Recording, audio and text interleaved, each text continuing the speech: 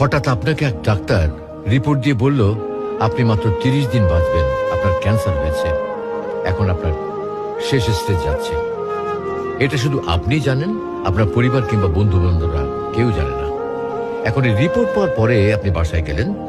প্রতিদিনের মতো আজকেও আপনার বাবা আপনাকে বকাঝকা শুরু করলো, তোকে দিয়ে কিচ্ছু হবে না, সারাদিন কোথায় থাকিস তুই, অকাজের ছেলে, ইত্যাদি ইত্যাদি। এই মধ্যবিত্তের বাবার যেমন হয় আর কি।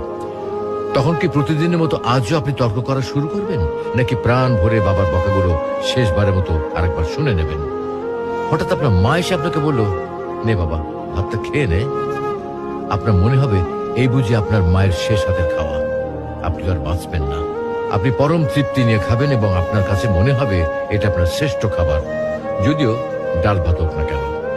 আপনি বের হলেন, পুরনো এক বন্ধুর সাথে দেখা, আপনি যাকে মোটেও সহ্য করতে পারেন না, সব সময় তার সাথে কথা কাটাকাটি হয়, আজকেও সে আপনাকে কিছু কথা শুনিয়েও দিল। আচ্ছা, এখন কি আপনি তার সাথে তর্ক শুরু করে দেবেন? মোটেও না। আপনি হয়তো তাকে জড়িয়ে ধরবেন এবং বলবেন, দোস্ত ভালো থাকিস। আচ্ছা জানেন, আমরা এখন মৃত্যুর কথা ভাবতেই চাই না, এ থেকে আমরা পালিয়ে বেড়াতে চাই। কিন্তু যদি আপনি ভাবেন যে আজই আপনার শেষ দিন, তাহলে দেখবেন সবকিছুই আপনার কাছে ভালো লাগছে। তাই ইগো ছেড়ে দিন, ইনশাল্লাহ আপনার মন ভালো হয়ে যাবে।